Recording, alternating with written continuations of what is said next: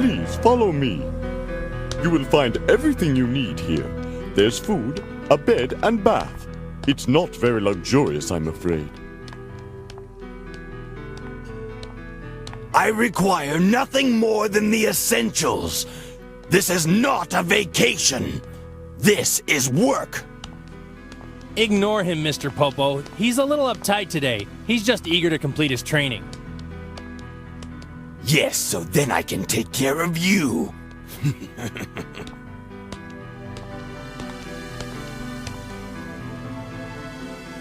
Here it is. Wow! So that's the hyperbolic time chamber, huh? All right. Which group goes first? Hey, you two, go on in. Good. Right this way, please.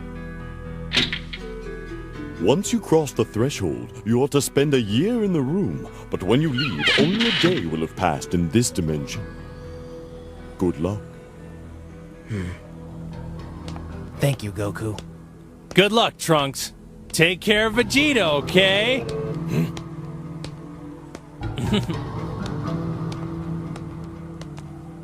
I hope those two get along.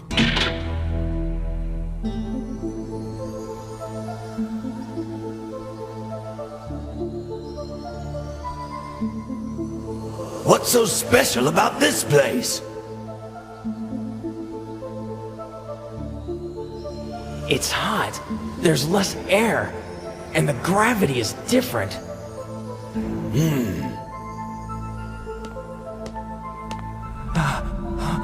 What? I don't believe it. There's nothing here. We're surrounded by total emptiness. We're floating in a gigantic void. What kind of place is this?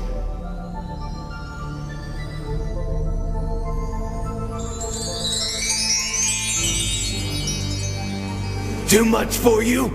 Of course not. But now I know why few can stand a whole year in this place. It's overwhelming. It is. It is. I must not let my father see that I'm afraid. This is my chance to prove myself to him. But I don't know if I can spend an entire year in this place. It's too much for me. It's too much. Spending an entire year in the hyperbolic time chamber was the most difficult task I've ever had to face. The gravity was so intense I could barely walk, the air was so thick I could hardly breathe, and the temperature fluctuated wildly, sometimes freezing cold, and others raging hot. Every day presented its own hardship, a new obstacle to be met and overcome. Of course, some days were harder than others.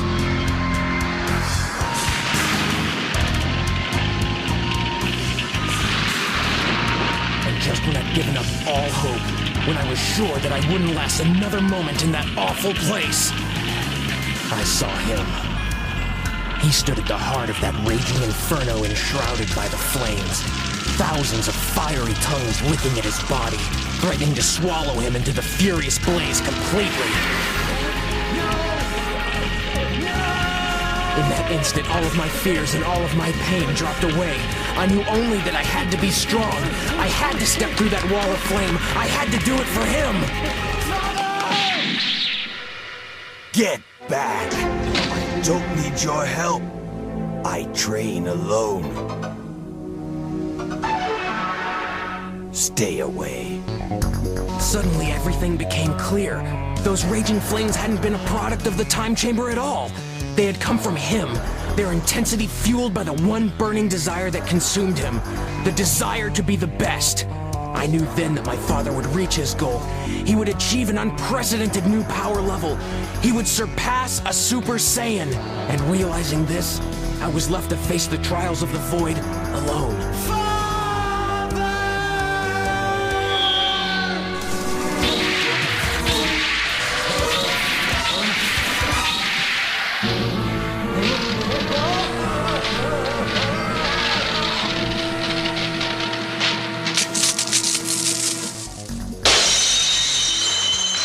weeks and months that followed exist in my memory mostly as a blur. A seemingly endless succession of grueling days and sleepless nights. Never had I known such effort, and never had both my mind and my body been closer to the breaking point. But through it all I persisted, the enormous shadow that loomed over me a constant reminder of my goal. The blood that flows through my father's veins flows through mine as well. I was determined to prove this fact at all costs. My every thought, my every action was directed toward this singular purpose. I honored my father's wishes to be left alone, but I watched him from afar when I Need something more. Goku! Huh? Come quick! Vegeta and Trunks are coming out of the hyperbolic time chamber! About time! I heard strange sounds coming from inside the chamber. I believe their time is up.